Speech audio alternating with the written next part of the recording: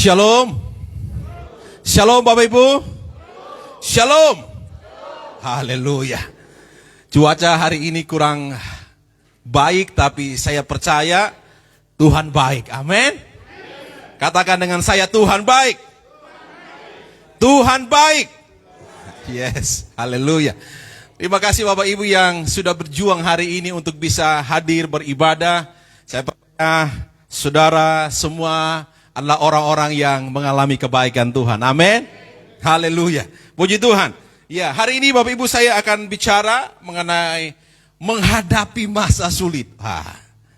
Ini sesuatu yang penting untuk kita pelajari, ya, untuk kita bersama-sama sebagai gereja, sebagai anak Tuhan, sebagai orang percaya, sebagai bagian dalam kerajaan Allah. Kita meyakini bahwa ada tangan Tuhan yang kuat yang selalu menolong kita. Tapi kita juga mengetahui dan juga mengalami masa-masa yang tidak mudah.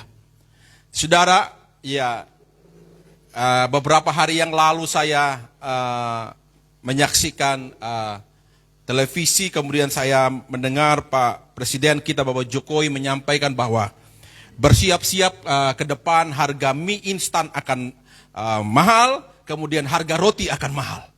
Karena pasokan dari Rusia dan Ukraina itu tidak bisa berjalan dan harga akan semakin naik, harga akan semakin mahal. Saudara, harga sekarang aja kita sulit, apalagi kalau semakin mahal.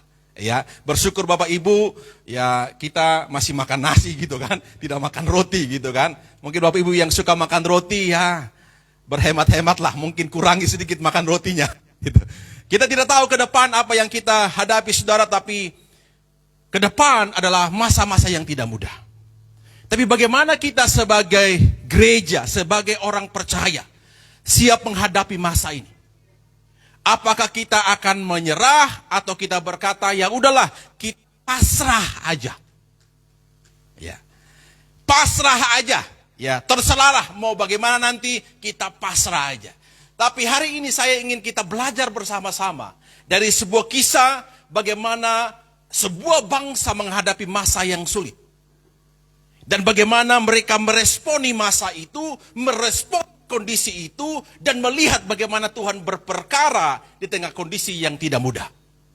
Ya, saudara, kalau kita bicara kesulitan, ya, kesulitan itu sinonim atau persamaannya sama dengan kepelikan, kerumitan atau kesesakan, komplikasi, masalah, penyakit, persoalan, problem, kesukaran atau kesusahan. Ya, itu arti kata kesulitan atau sama dengan, ya, sama dengan kalau kita mengalami kesesakan, komplikasi, ya, komplikasi semua hal kita alami, kemudian masalah, penyakit, persoalan, ya, bahkan kesukaran, kesusahan, itulah kesulitan. Yang di depan ini, atau mungkin juga kita lagi menghadapi peristiwa ini dalam kehidupan kita. Tapi bagaimana kita sebagai orang percaya menghadapi kesulitan ini, ya, bisa keluar dari kesulitan ini. Dan juga kita melihat bagaimana ada baik Tuhan, ada kasih karunia Tuhan, bahkan ada mujizat di tengah kesulitan itu. Nah, itu tergantung bagaimana kita meresponinya. Hari ini mari baca bersama-sama Alkitab kita dalam 2 Raja-Raja pasal yang ke-6. Bapak Ibu, 2 Raja-Raja pasal 6 ayat yang ke-24 sampai ayat yang ke-33. Ya, dan dengan hormat Bapak Ibu, saya nanti selama ibadah berjalan selama firman Tuhan disampaikan dengan penuh kasih Kristus. Ya, selama firman Tuhan jangan sampai ada bermain handphone atau chatting atau buat status di Facebook. Ya, karena firman Tuhan ini gak sampai 1 jam. Setelah itu, Bapak Ibu bisa buat status 10 pun tidak jadi masalah. Atau bisa WA 10 orang pun sekalian dalam 1 dan 5 menit tidak apa. Tapi saya minta dengan kasih Kristus di tempat di rumah Tuhan ini, mari kita betul-betul mempersiapkan hati kita untuk kita mendengarkan firman Tuhan, merenungkan dalam kehidupan kita. Karena saya percaya ketika kita baca ini, saudara buka handphone saudara, saya berharap saudara tidak buka chatting. Iya, kita buka 2 Raja-Raja pasal 6 ayat 24 sampai ayat yang ke-33.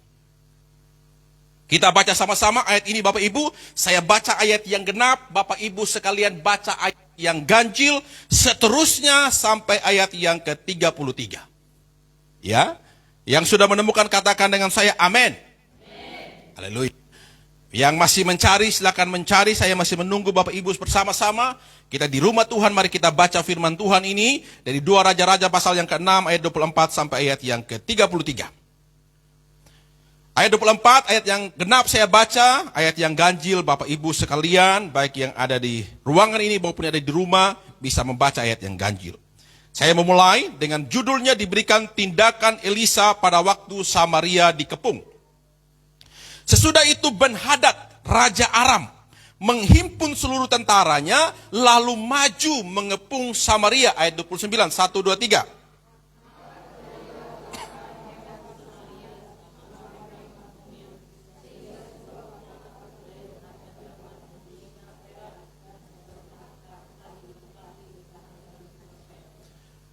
Suatu kali ketika Raja Israel berjalan di atas tembok, datanglah seorang perempuan mengadukan halnya kepada raja sambil berseru, "Tolonglah ya tuanku raja." Ayat 27.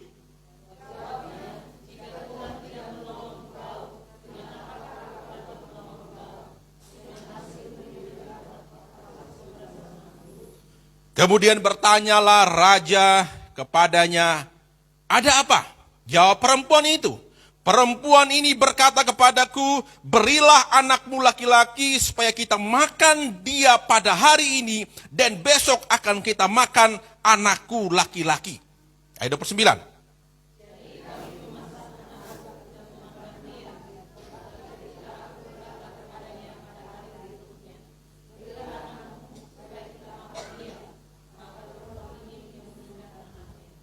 Tak kala raja mendengar perkataan perempuan itu, dikoyakkanlah pakaiannya dan sedang ia berjalan di atas tembok, kelihatanlah kepada orang banyak bahwa ia memakai kain kabun pada kulit tubuhnya. Ayat 31.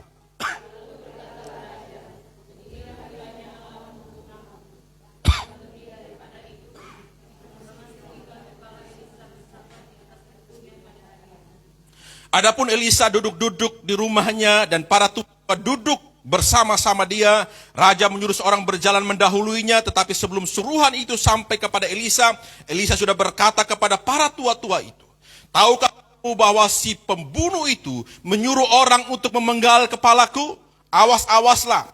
Bila suruhan itu datang, segeralah tutup pintu dan tahanlah dia, supaya orang itu jangan masuk. Bukan sudah kedengaran bunyi langkah Tuan di belakangnya." Ayat 33.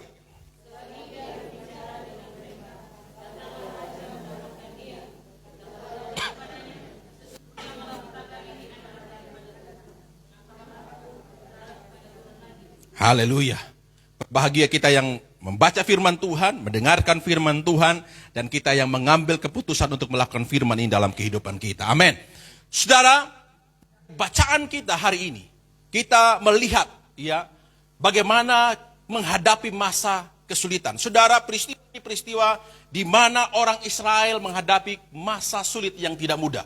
Mereka dikepung oleh Raja Aram, namanya Raja Ben-Hadad. Ya, selama berhari-hari kota itu dikepung. Tidak ada bahan makanan di dalamnya. Ya, tidak ada yang bisa mereka nikmati lagi karena mereka tidak bisa pergi kemana-mana. Kondisi kota itu menjadi kondisi yang seperti kota yang mati. Tidak ada kehidupan. Dan itu kesulitan yang tidak mudah mereka hadapi. Dan menariknya saudara, kalau kita baca ayat yang ke-24, ayat yang ke-25 dikatakan, sesudah itu Ben-Hadad Raja Aram menghimpun seluruh tentaranya lalu maju mengepung Samaria. Maka terjadilah kelaparan hebat. Dikatakan di sana kelaparan hebat. Kemudian ya di Samaria selama mereka mengepungnya, selama Raja Aram mengepungnya itu terjadi kelaparan yang hebat. Sehingga sebuah kepala keledai berharga 80 sikal perak dan seperempat kaptahi merpati berharga 5 sikal perak. Terjadi kelaparan yang hebat. Ini masa sulit yang tidak mudah saudara. Ya, saudara kalau lapar itu sesuatu yang tidak menyenangkan. Saya ingat kemarin hari apa kita ke Tegalalang ya. Saudara, itu aduh saya menahan lapar luar biasa. Kami membagikan kursi roda ke desa Tegalalang dan juga membagikan tongkat untuk mereka yang sulit jalan, membagikan kursi roda dan juga membagikan sembako kepada masyarakat di desa Tegalalang yang memang mengalami kesulitan. Kami pergi, kami harus keliling, saudara. Satu persatu kami harus jumpai dan kami harus lihat apakah orang ini memang membutuhkan kursi roda atau tidak. Saudara, yang kami pergi ada memang yang tidak membutuhkan, hanya kami enggak membutuhkan, kami hanya kasih sembako. Karena jangan sampai kursi rodanya hanya jadi pajangan. Tapi ada memang yang membutuhkan. Ada bapak yang kursi rodanya sudah puluhan tahun. Ya, ketika kami datang dia sangat bersyukur. Ya, dia bisa punya kursi roda yang baru. Ya, ada satu ibu punya anak yang mengalami kebutuhan khusus. Anaknya itu hanya duduk di kursi bapak ibu dan diikat aja di kursi. Tidak bisa kemana-mana karena gak punya kursi roda untuk anak ini bisa ajak jalan keliling kampung. Hanya ketika kami datang bisa memberikan kursi roda, anak ini duduk di kursi roda dan dia tersenyum. Kata istri saya, senyumnya kayak senyummu, katanya gitu. Karena saya yang dorong ya anak itu, dan keluarga itu bersuka cita bisa mendapatkan kursi roda.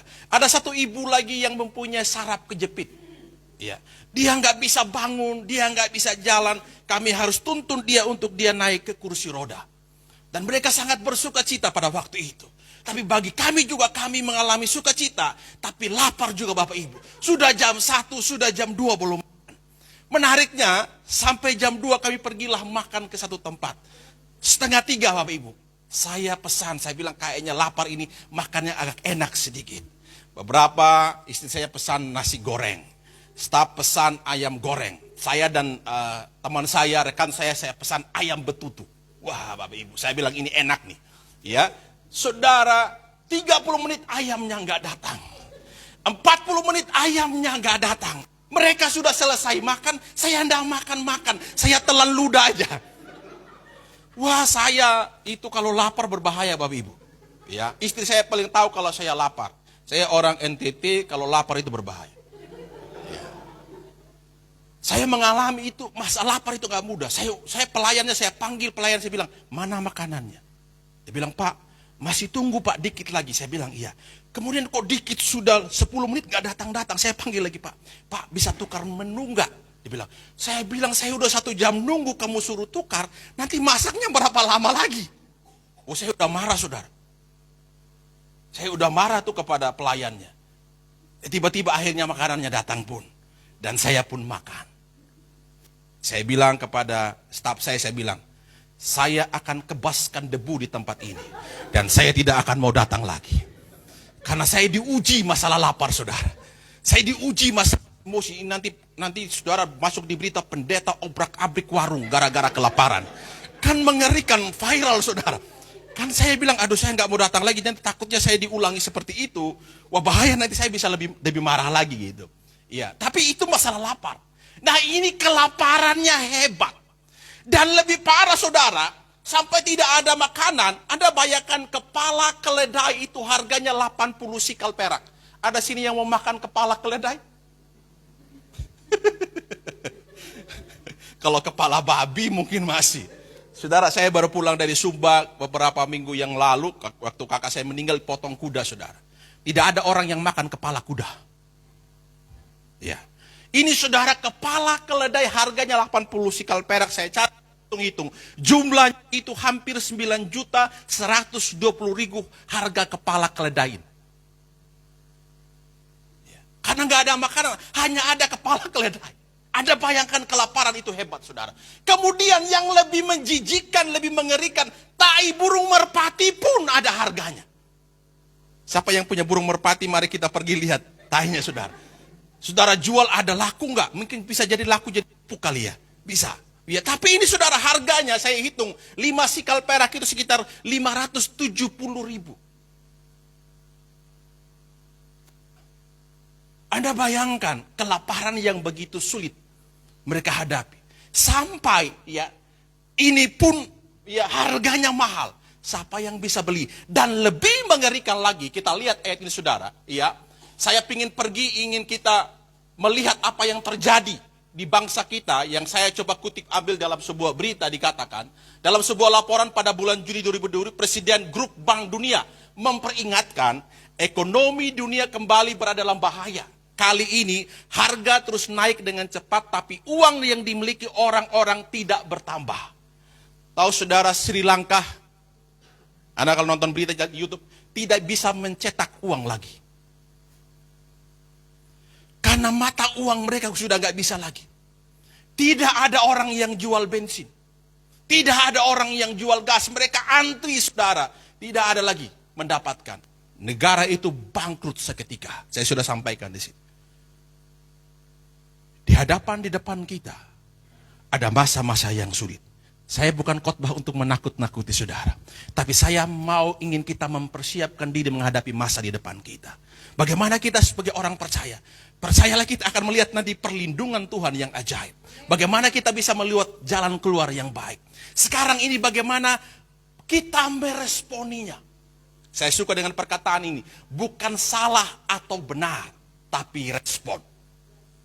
Respon kita menentukan bagaimana kita menghadapi masa sulit. Bayangkan nanti kalau ada seperti kepala, keledai saudara harga segitu, tai burung merpati pun dimakan. Yang lebih sadis lagi saudara, yang lebih sadis lagi dikatakan di sini, saya ingin menyampaikan keterangan Alkitab mengenai kondisi akhir zaman. Dikatakan menurut Alkitab, kita hidup pada hari-hari terakhir. Bahkan dikatakan, Yesus mengatakan bahwa pada akhir zaman akan ada hal-hal yang menakutkan. Dalam Lukas 21 ayat 11 dikatakan, kenaikan harga barang dan jasa, inflasi dan lain sebagainya akan ada di depan kita. Bahkan Wahyu mencatat bahwa, memberitahukan, Wahyu pasal yang ke-6 ayat 6 dikatakan, seliter gandum yang baik seharga upah sehari, dan 3 liter gandum jenis lain seharga upah sehari juga. Seliter gandum, kalau upah kita pekerja saat ini 100 ribu, jadi 1 liter gandum, 1 liter beras, itu harganya bisa 100 ribu. Itu Wahyu yang bilang, di akhir zaman. Kondisi di depan kita tidak mudah. Tapi bagaimana kita bisa menghadapinya? Gereja atau orang percaya harus siap menghadapi masa sulit ini, saudara. Kita harus siap menghadapi masa sulit ini. Di depan kita tidak bisa menghindarinya. Tapi kita akan masuk di dalamnya. Dan bagaimana kita? Dan mari kita belajar. Dan apa yang dikatakan firman Tuhan pada hari ini tentang masa sulit ini. Kita lihat saudara, saya lihat ayat 26, ayat 27, 28, 29 terlebih dahulu sebelum pergi kepada poin yang pertama. Bagaimana kita bisa meresponi masa sulit. Suatu kali ketika Raja Israel berjalan di atas tembok, datang seorang perempuan mengadukan kepada Raja ini sambil berkata, tolong ya Tuanku Raja. Jawabnya, jikalau Tuhan tidak menolong engkau, dengan apakah aku dapat menolong engkau? Dengan hasil pengirikankah atau hasil pemerasan anggur? Kemudian bertanyalah raja kepadanya, ada apa? Jawab perempuan itu. Perempuan itu berkata kepadaku, berilah anakmu laki-laki supaya kita makan dia pada hari ini, dan besok akan kita makan anakku laki-laki. Jadi kami masak anakku, memakan dia. Tapi ketika aku berkata kepadanya pada hari ini berikutnya, berilah anakmu supaya kita makan dia, maka perempuan itu menyembunyikan anaknya. Sampai saudara, kelaparannya luar biasa, anak pun akan siap dimakan. Kondisi ini kondisi real terjadi di Samaria pada peristiwa ini. Tapi apa yang respon raja, saudara? Ini raja Israel, seorang pemimpin bangsa pada waktu itu menghadapi kesulitan itu. Bagaimana kita bisa melihat responnya? Ayat 30 dikatakan, tak kala raja dengarkan perempuan itu, dikoyakkanlah pakaiannya, dan sedang ia berjalan di atas tembok, kelihatan kepadanya orang banyak bahwa ia memakai kain kabung pada kulit tubuhnya. Dia pakai kain kabung sebagai orang yang berduka, orang yang lagi susah. Dan orang banyak melihat, oh raja juga lagi susah. Mereka bilang kita susah, raja juga lagi susah. Karena pada zaman perjanjian lama kalau orang pakai kain kabung, artinya dia lagi susah. Dia juga ikut menderita. Tapi saudara lihat, tapi lihat respon raja berikutnya. Lalu berkatalah raja, beginilah kiranya Allah menghukum aku, Bahkan lebih daripada itu, jika masih tinggal kepala Elisa bin Safat di atas tubuhnya pada hari ini, selagi ia berbicara dengan mereka, datanglah raja mendapatkan dia berkata kepada raja, kepadanya, sesungguhnya malapetaka ini adalah daripada Tuhan, mengapa aku berharap kepada Tuhan lagi? Respon apa yang dilakukan oleh raja ini, saudara, ketika menghadapi masa sulit? Yang pertama, jangan pernah menyalahkan orang lain atau menyalahkan Tuhan ketika kita menghadapi masa sulit. Lihat raja ini, saudara, apa yang dilakukan ketika menghadapi masa sulit. Kepala keledai, tai burung merpati bisa harganya mahal, bahkan anak pun akan siap dimakan. Apa yang dilakukan? Bilang, saudara, dia mulai menyalahkan. Bahkan lebih daripada itu, jika masih tinggal kepala Elisa bin Safat atas tubuhnya pada hari ini. Elisa itu nabi pada waktu itu, saudara. Seorang hamba Tuhan yang dipakai Tuhan. Tapi dia bilang, gara-gara Elisa lah kita lapar. Gara-gara Elisa lah kita mengalami kelaparan ini. Dia mulai menyalahkan orang lain karena kondisi yang dialami. Bahkan lebih parah dikatakan, ya sesungguhnya malapetaka ini adalah daripada Tuhan, mengapa aku berharap kepada Tuhan lagi? Kemarin saya mengajar di S2 di salah satu sekolah teologi. Ada pertanyaan dari mahasiswa. Kalau itu benar-benar ada, mengapa ketika ada malapetaka menimpa seorang anak Tuhan yang percaya kepada Tuhan, kenapa Tuhan tidak luputkan dia?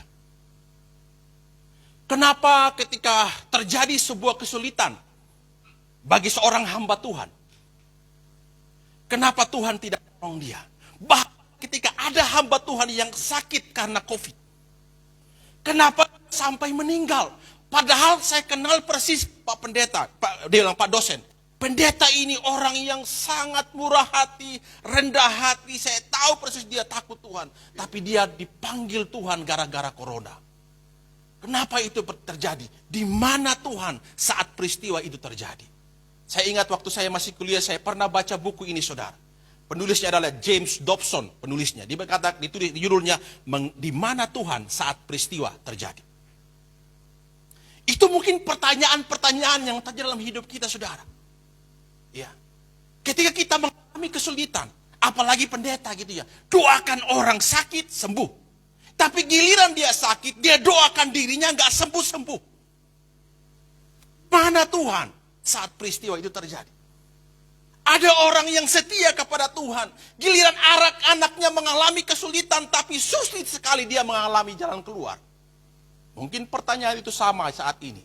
Di mana Tuhan di saat kita mengalami kesulitan? Saudara, sekarang tergantung bagaimana kita meresponi kesulitan itu. Saya bilang di depan kita ada hal-hal yang tidak mudah, tapi bagaimana kita meresponi? Apakah kita menyalahkan orang lain atau kita bahkan menyalahkan Tuhan? Kita mulai cari kambing hitamnya. Itulah gara-gara kamu. Coba saya nggak ikut kamu, saya nggak akan ngalami seperti ini. Coba saya nggak dengar perkataanmu, saya nggak akan seperti ini. Coba kamu nggak ada di sini, saya nggak akan seperti ini. Coba kemarin kamu seperti ini, coba seperti ini. Andainya seperti ini. Kita mulai menyalahkan keadaan, kita nggak introspeksi diri kita. Raja ini, saudara, dia tidak mengintrospeksi dirinya. Apakah ada yang salah dalam diri saya sebagai pemimpin bangsa ini, sehingga bangsa ini mengalami kesulitan yang sangat luar biasa? Dia mulai menyalahkan orang, bahkan menyalahkan Tuhan. Dia bilang malapetaka ini dari Tuhan, saya tidak mau menyembah Tuhan lagi. Jangan sampai saudara kita nggak ke gereja karena doa kita nggak dijawab Tuhan. Buat apa saya ke gereja? Saya doa-doa Pak Pendeta sudah lama. Tidak terjadi sesuatu. Sudah lebih parah, ada seorang hamba Tuhan yang pernah sharing dengan saya, dan akhirnya dia menemukan sebuah jawaban. Dia bergumul soal keturunan, dia doakan orang, dia doakan jemaat, dia ketemu orang yang mengalami kesulitan untuk dapat anak. Orang itu bisa dapat anak, saudara. Giliran dia berdoa bertahun-tahun, gak dapat anak, saudara, hamba Tuhan ini. Dia doa untuk orang lain bisa dapat anak, bisa istrinya hamil. Giliran dia istrinya gak hamil, padahal sudah cek ke dokter, katanya normal semua. Tapi dengan berjalannya waktu, pertanyaan di mana Tuhan ketika peristiwa terjadi, dia mendapatkan sebuah jawaban. Kenapa Tuhan tidak mengizinkan dia mendapatkan anak? Saudara, ini pergumulan bagi kita dan ini real. Kehidupan sehari-hari yang kita akan hadapi di depan. Ketika kita mengalami pergumulan yang tidak mudah. Jangan sampai kita menyalahkan orang lain. Menyalahkan situasi. Menyalahkan kondisi. Bahkan menyalahkan Tuhan. Kita salahkan presiden. Inilah gara-gara presiden Jokowi. Inilah gara-gara menterinya tidak kerja dengan benar. Inilah gara-gara politiknya itu tukang koruptor dan sebagainya. Kita cari kesalahan orang-orang, saudara, supaya membenarkan kehidupan kita. Saudara, kalau saudara cari sekalipun, tidak akan mengubah apapun. Saudara menyalahkan orang lain sekalipun, tidak akan datangkan beras 5 kilo di meja makan saudara. Saudara berteriak namanya 100 kali pun tentang orang itu, saudara sumpahi serapa dia, tidak akan menambah apapun di rekeningmu. Yang ada adalah saudara tidak tidur dengan nyenyak gara-gara orang itu. Anda tidur, Anda bilang, tuh kalau itu orang saya ketemu, yang lempar dia dengan sendal. Saya ketemu orang itu, saya paling tidak, saya ngomong, saya tunjuk mukanya. Saudara, akhirnya saudara mimpi buruk gara-gara orang itu. Mimpinya digigit ular lagi. Ini yang menjadi persoalan dari Raja Israel ini. Yang bernama Raja Yoram, anak dari Raja Ahab. Dia mengikuti cara ayahnya. Ayahnya hidup tidak takut akan Tuhan, dia pun hidup tidak takut akan Tuhan. Bapak-bapak, di ruangan ini, kita yang punya anak, berdirilah sebagai laki-laki yang takut akan Tuhan. Ketika engkau berdiri sebagai laki-laki yang takut akan Tuhan, engkau akan melihat istrimu, anak-anakmu berdiri sebagai orang yang takut akan Tuhan. Kalau bapak-bapak aja di rumah lemah, aduh mama, pasrah bapak. Kalau sudah gitu saudara, mama apalagi. Sudah bapak, pasrah jugalah.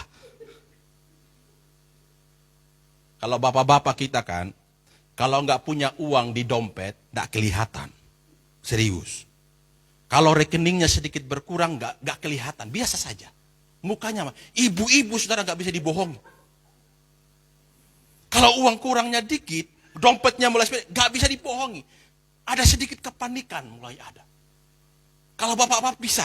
Bapak-bapak mulai berpikir ada jalan keluar. Oh nanti seperti ini. Tapi kalau ibu-ibu udah kepikiran saudara. Udah repot itu. Senggol sedikit bahaya. Yang tertawa pernah ngalami. Senggol sedikit bahaya saudara. Jadi jangan pernah senggol-senggol saudara. Panggil aja sayang. Sayang terus saudara. Ya, jangan sampai senggol, bahaya itu saudara. Dan ini yang paling penting, bagaimana respon kita. Jangan sampai kita menjadi raja ini saudara. Menyalahkan orang lain, bahkan menyalahkan Tuhan. Dikatakan ayat ke-31, lalu berkatalah raja, beginilah kiranya Allah menghukum aku, bahkan lebih daripada itu jika masih tinggal kepala Elisa bin Safat di atas tubuhnya pada hari ini. Ya bahkan dikatakan sesungguhnya malapetaka ini adalah daripada Tuhan, mengapa aku berharap kepada Tuhan. Tidak penting lagi. Sekarang bagaimana kita meresponinya? Apa kita mau jadi seperti raja ini? Menyalahkan orang lain atau menyalahkan Tuhan? Itu yang penting yang kita mau belajar. Ketika kesulitan datang dalam hidup kita, kita harusnya mengevaluasi diri, bukan mencari kambing hitam. Karena saudara cari kambing hitam sulit ditemukan. Anda pergi ke pasar pun sulit ditemukan kambing hitam. Anda pergi ke NTT di Soe, ada banyak kambing hitam. Saya mau ajak saudara siapa yang mau pergi. Bulan depan saya mau ke Soe soalnya. Ya, ada banyak kambing hitam di sana. Kalau mau cari kambing hitam. Ya.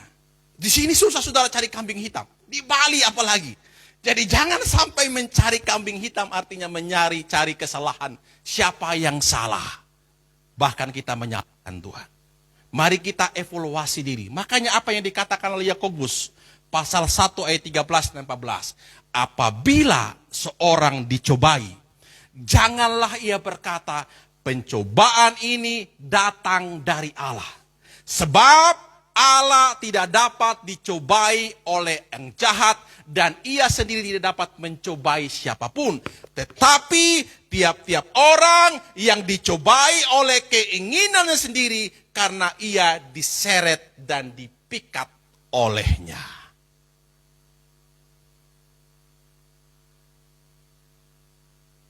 Jadi kalau kita mengalami kesulitan, harusnya kita mulai belajar evaluasi diri.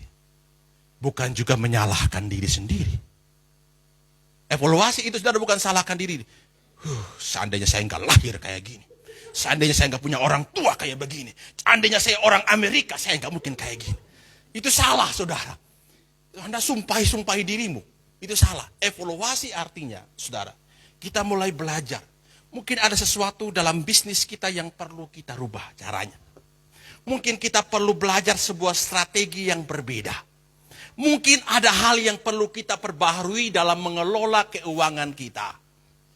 Ya. Mungkin ada hal yang perlu perbaharui dalam kehidupan rumah tangga kita dan anak kita. Mungkin ada yang perlu kita perbaharui dalam kehidupan kita dengan Tuhan. Bukan juga menuduh-nuduh diri dan hidup dalam tuduhan. Tapi mari kita belajar. Harus apa yang kita perbaiki dalam diri kita. Karena Tuhan tidak dikatakan saudara, pencobaan itu enggak datang dari Allah, dari Tuhan. Tapi datang dari keinginan, kan kita diseret dan dipikat olehnya. Mari kita belajar. Jangan sampai kita menyalahkan orang lain ataupun menyalahkan Tuhan. Belajar dari Ayub saudara. Ketika Ayub mengalami sebuah malapetaka yang tidak mudah. Hartanya habis semua. Anak-anaknya semua mati dengan cara yang tidak layak. Mati ditimpa rumah. Mengerikan saudara. Bahkan istrinya yang dia kasihi pun menyumpahi dia dan berkata, matilah engkau. Dan apa yang Ayub lakukan saudara? Ayub pasal 2 dikatakan, dalam kesemuanya itu, Ayub tidak berbuat dosa dan tidak menuduh Allah berbuat yang kurang patut. Tergantung bagaimana kita meresponi kesulitan itu. Mari kita meresponi dengan melihat apa yang harus kita perbaiki dalam hidup. Bukan melihat siapa yang salah dalam kesulitan ini. Yang kedua saudara, apa yang kita mau belajar ketika kita menghadapi kesulitan, respon seperti apa? Yang kedua, kita harus mempercayai bahwa ada mujizat Tuhan. Saudara, Tuhan Yesus buat mujizat itu. Saudara baca kitab Injil. Matius, Markus, Lukas, dan Yohanes. Semua peristiwa Tuhan buat mujizat itu ketika ada kesulitan. Tuhan tidak ucuk-ucuk buat mujizat ketika tidak ada kesulitan. Kalau kita lihat mujizat pertama di perkawinan di Kana, kan mereka kehabisan anggur. Pesta kalau kehabisan anggur itu sangat-sangat memalukan di orang Yahudi, kalangan orang Yahudi. Anggurnya harus anggur yang terbaik. Pesta itu kehabisan anggur. Dan apa yang Yesus lakukan? Yesus buat mujizat di pesta perkawinan itu. Ya. Ketika ada 5.000 orang yang lagi kelaparan, kata mereka ikut Yesus. Mereka dalam kondisi yang lapar. Sudah sakit, lapar lagi. Apa yang Yesus lakukan? Yesus 5 roti dan 2 ikan untuk memberi makan 5.000 orang. Di mana itu? Di masa sulit. Jadi mari kita belajar. Kita harus mempercayai ada mujizat Tuhan. Jangan sampai kita seperti abdi dari raja ini, saudara. Lihat ayat yang pasal ke-7, ayat yang pertama. Ayat yang kedua. Lalu berkatalah Elisa. Kemudian Elisa bangkit, saudara. Sebagai seorang nabi, sebagai seorang penyampai firman, dia menyampaikan. Dengarlah firman Tuhan. Beginilah firman Tuhan. Besok kira-kira waktu ini, sesukat tepung yang terbaik akan berharga sesikal. Tadi kita lihat kepala keledai 80 sikal. Tapi kali ini berubah perkataan dari hamba Tuhan ini. 1 dikatakan sesukat tepung yang terbaik akan berharga sesikal dan 2 sukat jelai akan berharga sesikal di pintu gerbang Samaria ini. Bangkit hamba Tuhan dan memperkatakan perkataan nubuatan, memperkatakan perkataan firman yang bisa menenangkan bangsa itu supaya mereka percaya pasti ada mujizat, pasti ada pertolongan Tuhan. Dan apa respon dari perwira itu? Tapi perwira yang menjadi ajudan raja menjawab abdi Allah itu katanya, sekalipun Tuhan membuat tingkap-tingkap di langit, masakan hal itu mungkin terjadi? Ketika firman Tuhan disampaikan, perwira bilang ini, nggak masuk akal. Wong harga kepala keledai aja mahal kayak gitu. Harga tai burung merpati saja mahal kayak gitu. Kok tiba-tiba datang hamba Tuhan bilang bahwa ya tepung yang terbaik itu harganya sesikal. Kan nggak masuk akal. Emang dia seorang yang bisa mengadakan sesuatu yang bisa berubah seketika? Perwira itu menjawab, sekalipun Tuhan tingkap-tingkap langit tidak akan mungkin terjadi. Tapi apa jawab abdi Allah itu? Sesungguhnya engkau akan melihat dengan matamu sendiri, tetapi tidak akan makan apa-apa daripadanya. Ini perkataan seorang hamba Tuhan, saudara. Ketika firman disampaikan, kadang mujizat itu nggak masuk akal kita. Kok bisa air cuci kaki di pesta perkawinan di Kana itu Tuhan bisa menjadikan anggur yang terbaik? Gak masuk akal. Saudara, orang Yahudi itu datang ke pesta gak pakai kursi, mereka pakai karpet, saudara, duduknya. Jadi ketika orang masuk ke dalam pesta itu, mereka harus cuci kaki. Buka kasut mereka, cuci kaki, dan air cuci kaki itu di tempayan itulah mereka pakai untuk cuci kaki. Dan Tuhan bilang, air tempayan untuk tempat cuci kaki itu isi air. Dan Tuhan berdoa, air tempayan itu, saudara, berubah jadi anggur. Secara manusia akal pikiran kita, enggak mungkin air bisa berubah jadi anggur. Tapi itulah Tuhan, saudara. Dia bisa mengubah yang tidak ada menjadi ada. Dia bisa membuka pintu-pintu yang tertutup, Tuhan bisa buka. Kalau Tuhan yang buka, tidak ada satu pun dapat menutupnya. Itu kata firman Tuhan. Apa kita percaya mujizatnya ada atau tidak? Atau kita bilang, udahlah, bagaimana mungkin? Sudahlah Pak Pendeta, harga sudah naik. Sudahlah Pak Pendeta, wisatawan sudah sulit hari ini. Bisnis sudah semakin sulit, persaingan sudah semakin sulit Pak Pendeta. Banyak orang yang berusaha, bagaimanalah, udahlah, saya mungkin pasrah ajalah. Tapi satu hal yang kita mengerti, saudara, masih ada jalan keluar di dalam Tuhan. Perwira ini bilang, gak mungkin. Tapi saudara, apa yang dikatakan abdi Allah ini benar terjadi. Kita lihat ayat yang ke-18 sampai ayat yang ke-20. Dan terjadi juga seperti yang dikatakan abdi Allah kepada raja. Dan 2 sukat jelai berharga sesikal, dan sesukat tepung yang terbaik akan berharga sesikal besok kira-kira waktu ini di depan pintu gerbang.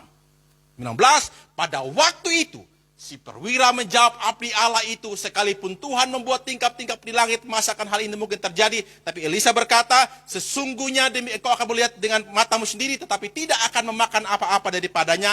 Demikianlah terjadi kepada orang itu, rakyat menginjak-injak dia di depan pintu gerbang, lalu matilah ia. Perwira yang tidak percaya ini tidak bisa menikmati sesukat tepung yang terbaik. Dan dia mati diinjak-injak oleh rakyat itu. Seperti apa yang dikatakan oleh hamba Tuhan ini. Kamu tidak bisa menikmati mujizat itu karena kamu tidak percaya mujizat. Jangan sampai kita seperti perwira itu, saudara. Meragukan kuasa Tuhan. Meragukan firman Tuhan. Dan memperkatakan itu tidak mungkin, saudara. Jangan sampai kita hanya menjadi penonton mujizat, tapi kita sendiri tidak mengalami mujizat. Jangan sampai kita hanya bertepuk tangan untuk orang yang mengalami kebaikan Tuhan. Kita sendiri tidak mengalami kebaikan Tuhan. Karena apa? Kita tidak mempercayainya.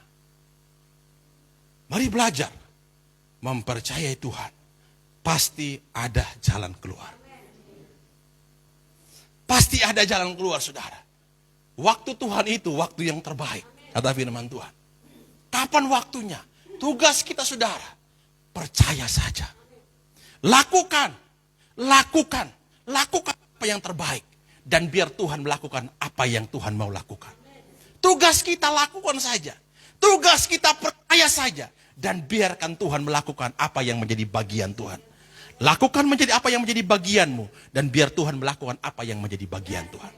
Bagian Tuhan apa? Bagian Tuhan memberkati. Bagian kita apa? Percaya saja. Jelas, saudara. Bagian kita percaya, pasti ada pertolongan Tuhan. Di masa sulit ini, tugas kita hanya mudah sebenarnya. Tapi kita yang membuatnya menjadi sulit. Karena kita terlalu kepikiran. Kita terlalu khawatir. Makanya Paulus bilang, jangan khawatir. Tentang apapun juga. Serahkanlah itu kepada Tuhan. Maka ia akan memberikan jalan keluar kepadamu. Serahkan kepada Tuhan. Kalau kata serahkan oleh saudara, pindahkan. Seperti saya menyerahkan ini, saudara. Serahkan ini, mari ibu. Kalau saya serahkan ini, saudara. Saya serahkan seperti ini, sudah serahkan. Tidak pegang lagi. Tapi kalau serahkan, kita serahkan pegang terus, saudara. Itu bukan serahkan. Kita tarik menarik dengan Tuhan. Tapi kalau serahkan, udah selesai. Biarkan Tuhan bekerja. Itu yang dikatakan serahkan segala khawatirmu kepada Tuhan. Biarkan Tuhan yang bekerja dengan caranya. Bukan pasrah, berbeda kata serahkan dan pasrah. Tuhan, saya pasrah. Tuhan, udahlah Tuhan urus sendiri, saya pasrah. Bukan, saudara. Serahkan artinya kita punya beban, kita punya kepikiran, kita punya kesulitan, kita punya pertanyaan, kita punya apa. Udah, kita serahkan kepada Tuhan. Saya percayakan sepenuhnya hidup saya kepada Tuhan. Saya percayakan bisnis saya ini kepada Tuhan. Saya percayakan rumah tangga saya kepada Tuhan. Saya percayakan anak-anak saya kepada Tuhan. Saya percayakan apapun yang saya lakukan, saya percayakan kepada Tuhan. Saya percaya Tuhan pasti memberi jalan keluar. Amin. Itu artinya menyerahkan. Tapi bukan saudara-saudara habis itu saudara tidur dari pagi sampai malam, malam sampai pagi karena saudara-saudara serahkan. Nah, bekerjalah. Terus lakukan pekerjaanmu. Dan di tengah pekerjaanmu itulah Tuhan buat mujizat. Saudara, ketika Tuhan membuat air itu menjadi anggur. Ketika Tuhan suruh cedok air itu, bawa ke pemimpin pesta. Para pelayan itu cedok air itu, saudara, bawa ke. Ketika mereka bawa air yang mereka berjalan, ini masih jadi air. Terus mereka berjalan, masih jadi air. Tetapi ketika sampai ke pemimpin pesta, ketika pemimpin pesta ini minum kakak, minum dulu. Ketika pemimpin pesta ini minum, air ini berubah jadi anggur.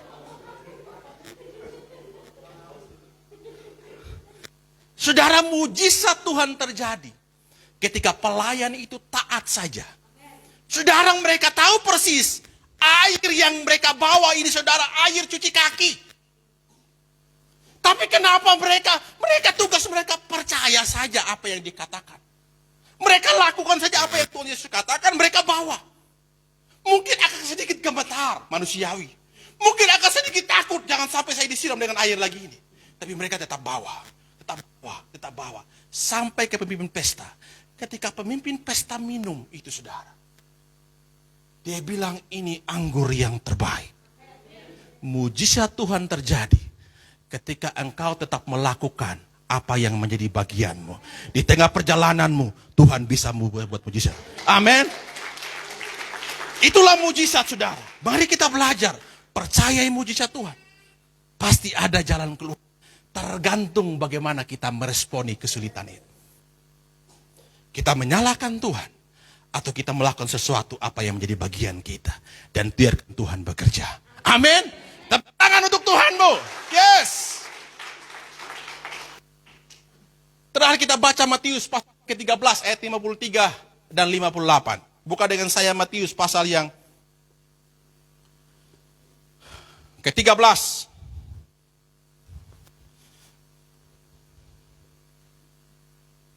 Pak Sony tolong bantu saya siapkan videonya.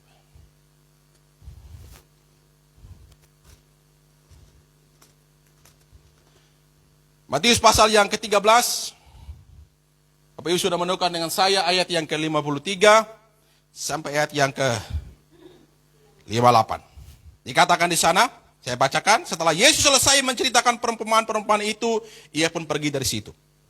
Setibanya di tempat asalnya, Yesus mengajar orang-orang di situ, di rumah ibadat mereka, maka takjublah mereka dan berkata, dari manakah perolehnya hikmat itu dan kuasa untuk mengadakan mujizat-mujizat itu? Bukankah ia anak tukang kayu? Bukankah ibunya bernama Maria dan saudara-saudara Yakobus, Yusuf, Simon, dan Yudas? Dan bukankah saudara-saudaranya perempuan semuanya adalah bersama kita? Jadi dari manakah dia peroleh semuanya itu?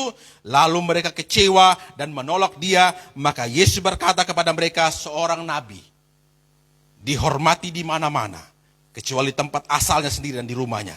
Dan karena ketidakkepercayaan mereka, tidak banyak mujizat diadakannya di situ. Karena apa? Mereka tidak percaya, mereka tidak bisa mengalami mujizat. Tugas kita